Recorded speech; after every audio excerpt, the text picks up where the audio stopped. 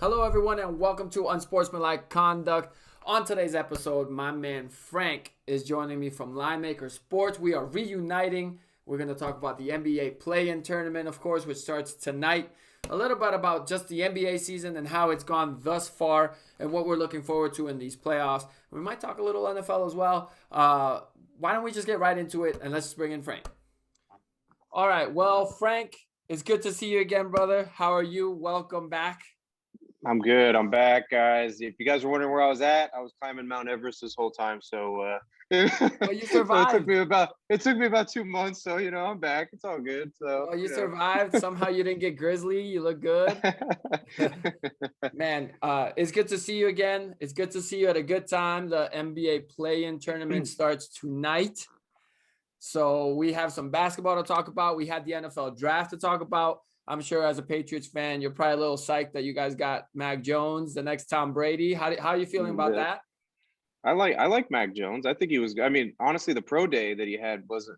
I didn't really like his pro day. He was missing a lot of passes in his pro day. Didn't look too good, but I don't know. I mean, we'll see what happens when Belichick coaches him up a little bit and see what Belichick can do with him. I mean, I would have rather have had it that he was like behind Brady for like 2 or 3 years and then takes over, but he's going to be just going out there in the cold and be behind maybe Cam Newton or something. I don't think so. So I don't know. Just throwing him out into the Sharks, I don't know what's going to happen with him.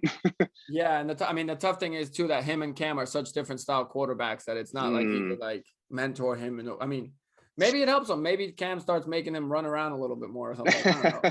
But I don't know. Was there anything? Let's just while we're on it before we get and dive into the NBA. Anything out of the draft that stood out for you? That what was your biggest takeaway from the whole night, the whole NFL draft? I guess the round one.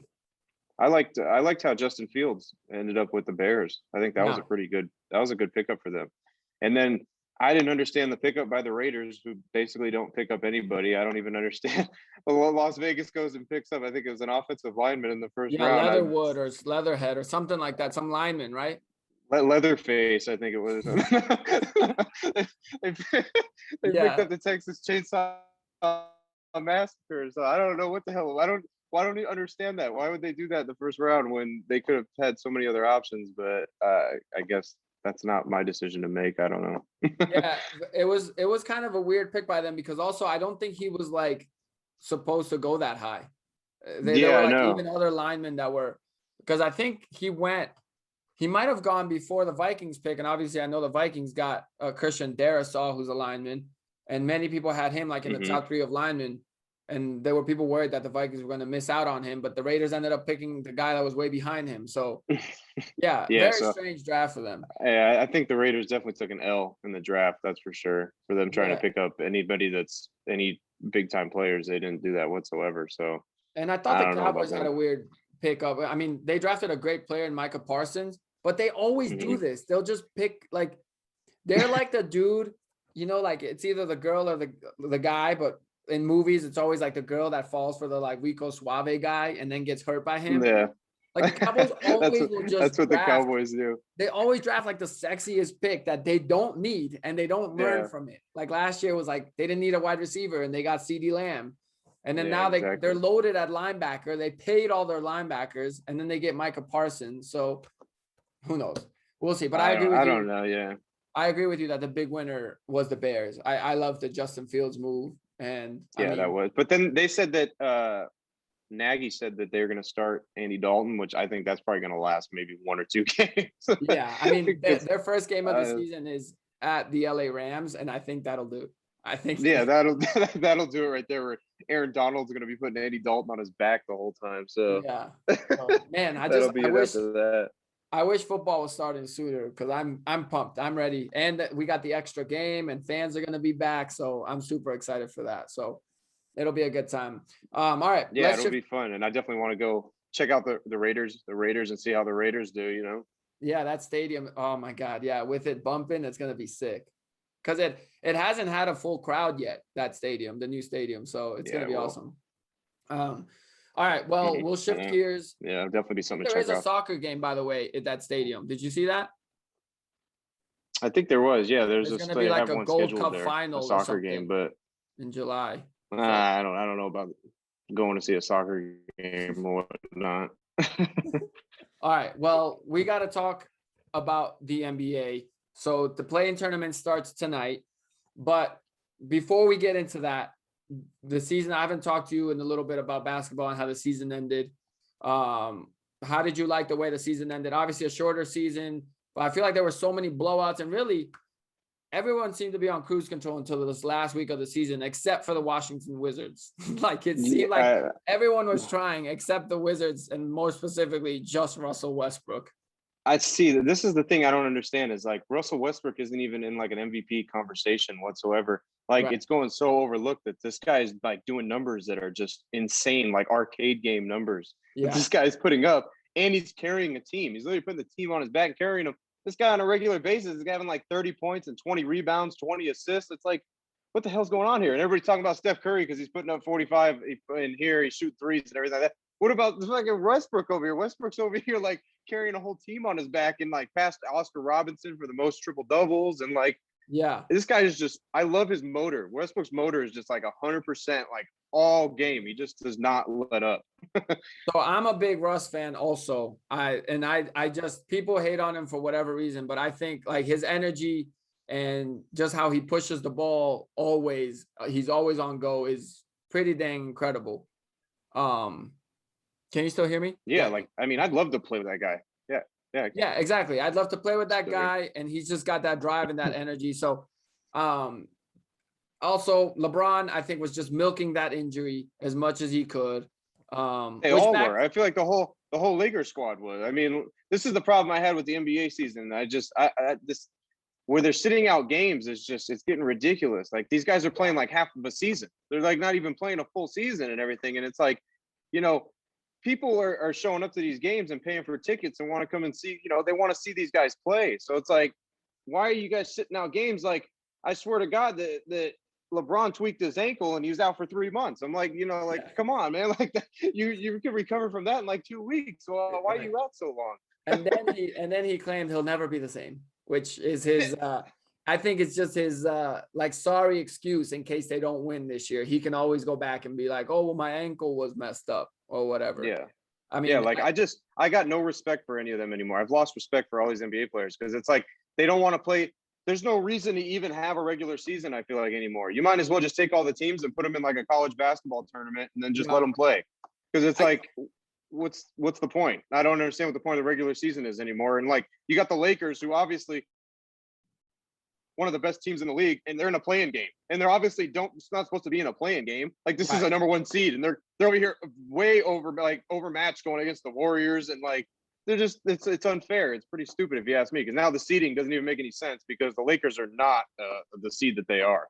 Right. And actually, that's a good point you bring up, because you, as a gambling man, that's like, do we just now think that Atlanta is actually as good as they are, or the Knicks are as good as they are?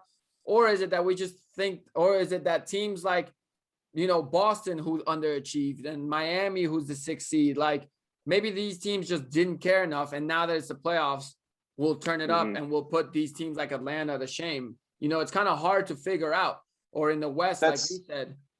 Yeah, that's exactly what I think is going to happen. I think these teams that made the playoffs that don't really have those stacked squads, that they're going to get embarrassed and they're going to look like they shouldn't even have made it into the playoffs because during the regular season, all these other guys, these regular teams, these small teams are playing their hearts out trying to make the playoffs, and then these other teams don't even got their star players in the game Yeah. half the time. I mean, and it's just like on a betting standpoint, which was kind of crazy because what we did is we stopped betting the NBA, like the totals and the point spreads, because they were becoming way too much to where you couldn't really see what was going on, because the last 5 minutes of the game, all of a sudden, Kawhi Leonard's not playing. All of a sudden, Paul George sitting out. Oh, LeBron decided not to play. Or that like last second stuff was going on, and then it would manipulate how the game would go and then mess up your betting. So it's like we transitioned into doing like prop plays. So we were betting the prop plays on like how many points, rebounds, and assists the players would have, because at least if you're betting on the one player, it's up to that one player. It's not up to the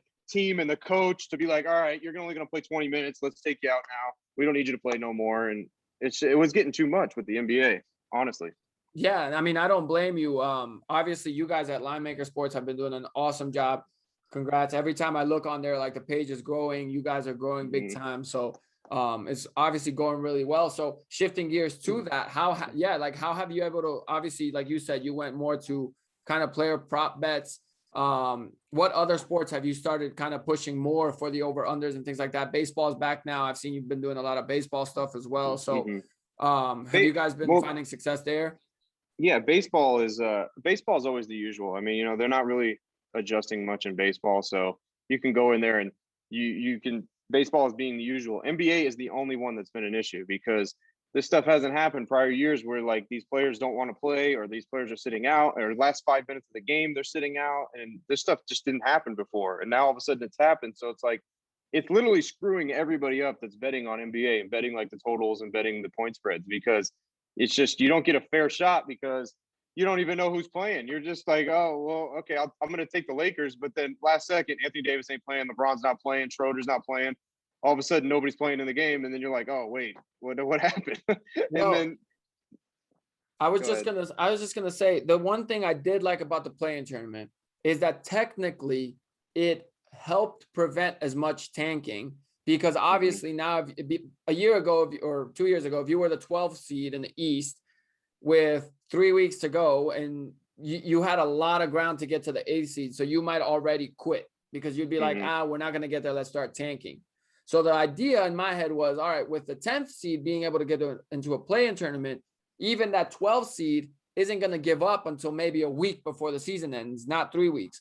Yeah. But in a way, I almost feel like teams have tanked more. And I mean, I know that I'm biased because I'm specifically talking about the Toronto Raptors, who's my favorite squad. Kyle Lowry has missed so many games these last 3 weeks. I know. For rest. What is he resting for?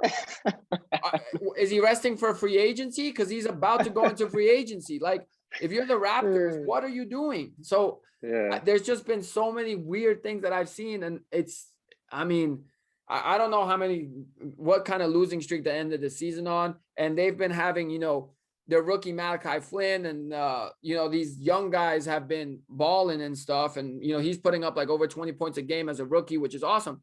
But they're running out a G League lineup. This is what the G League is supposed to be for. It's supposed to be to develop these guys, but they're developing them in the NBA schedule, which good for us for later. But it is also something that I'm like, man, especially with fans slowly coming back, it's like mad disrespectful to the few that are paying those tickets to be in the arena.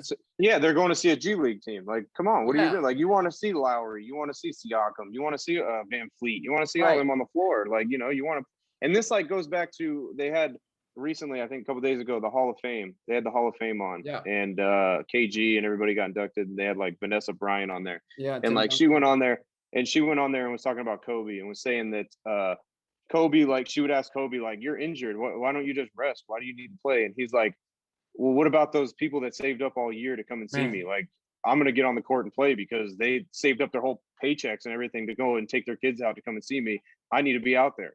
Like these NBA players right now don't give two shits about that. They're out there like, do I even have to play? I don't even want to go out there and play unless it's the playoffs. I'd rather just sit. Look, like they go out there and all of a sudden they got a little foul or something, get hit in their chest, and then they're grabbing their chest, and then they're out for 2 months because they got a bruise on their chest. It's like, it's getting stupid because I feel like it's hurting the NBA a lot. I feel like people don't really want to watch as much anymore because they're like, these guys are all such prima donnas that like they don't even want to play. They just want to play when they feel like playing. And it's like they're getting paid a shit ton of money, but then they're just pick and choosy. Like, oh, okay, I'll play now.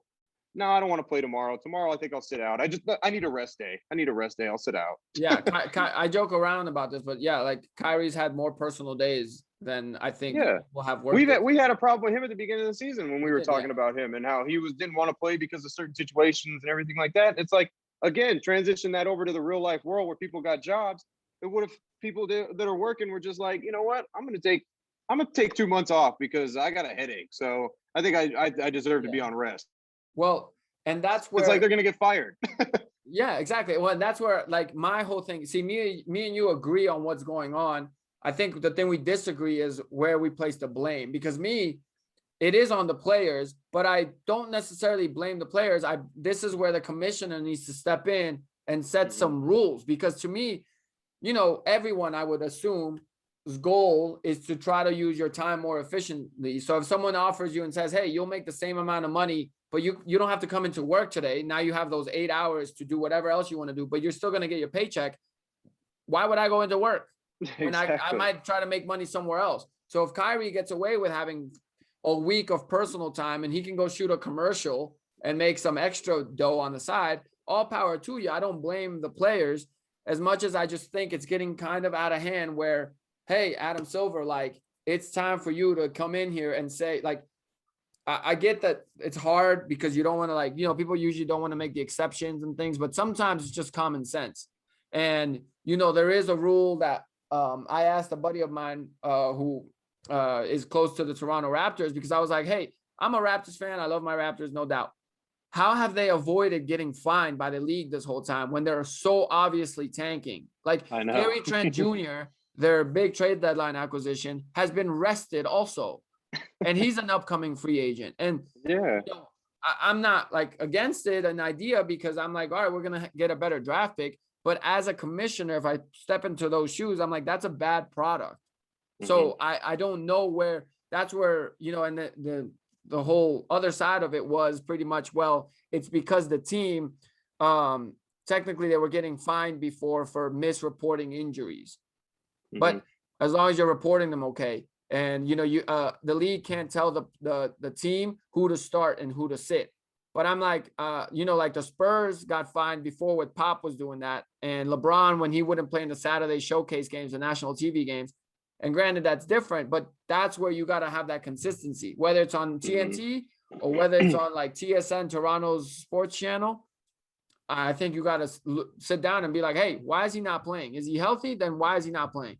Yeah, exactly. You're like paying all this money. Yeah, you're paying all this money for them. Like they need to show up. That's a brand. They're carrying the brand by their name.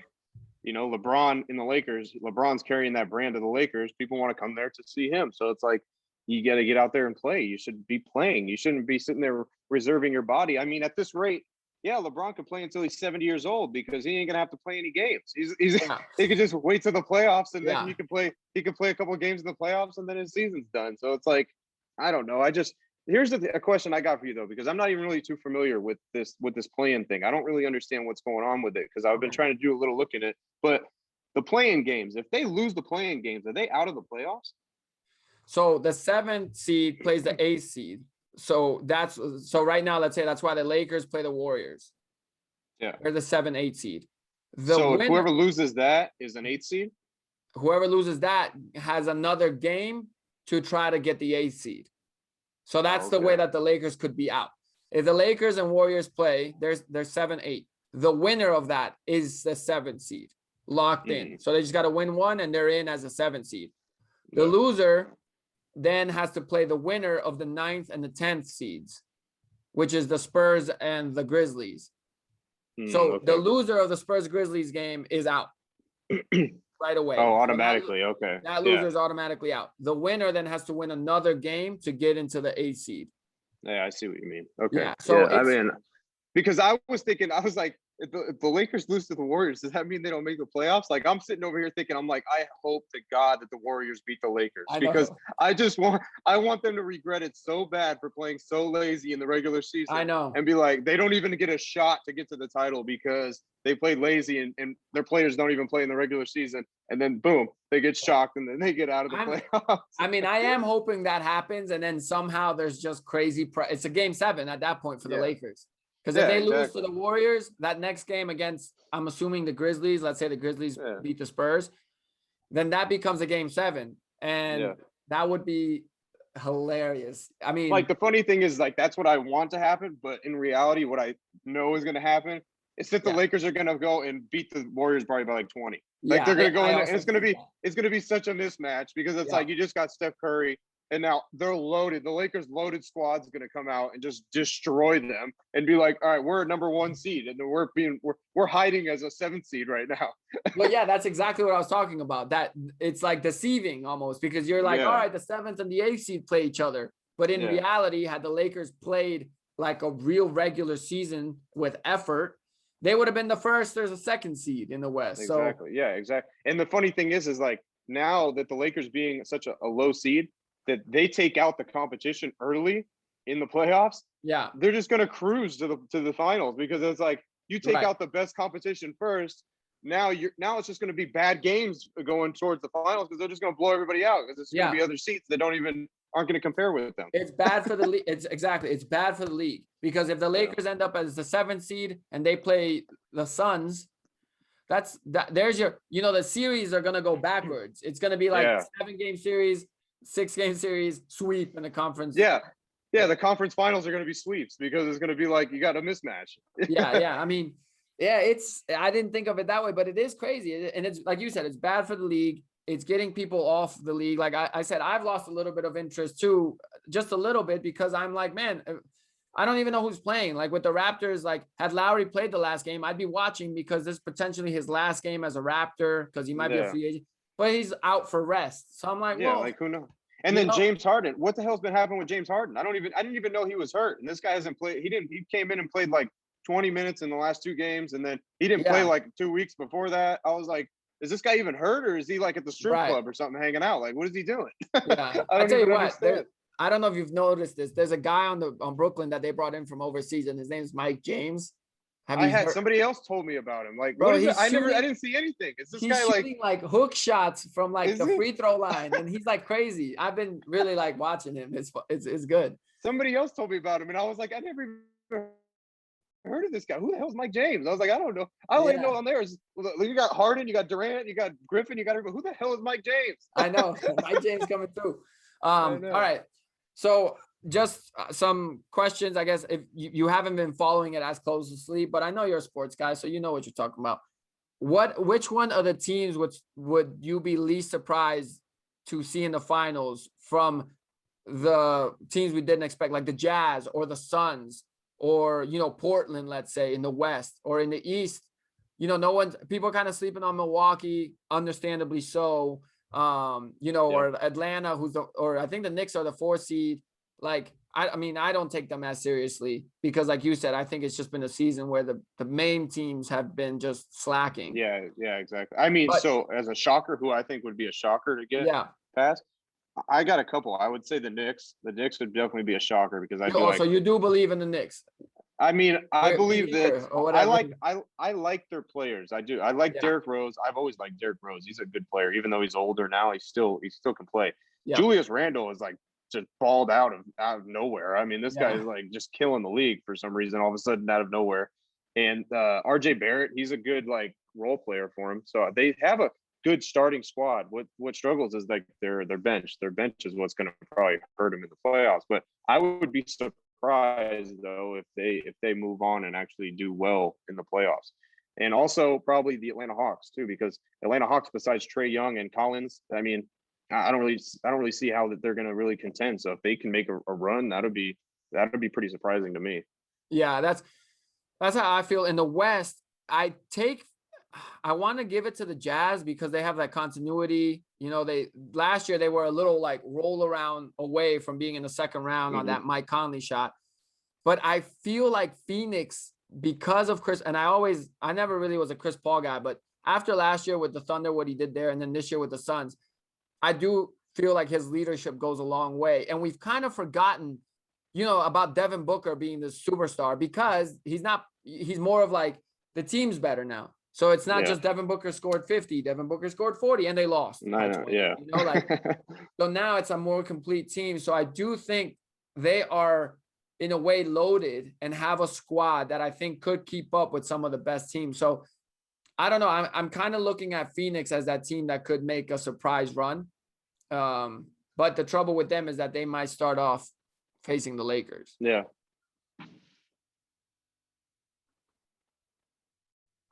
Exactly. See, and there you go. That's the mismatch that they don't deserve to go against the Lakers. Like, come on, like what the hell? They deserve to go against a bad team.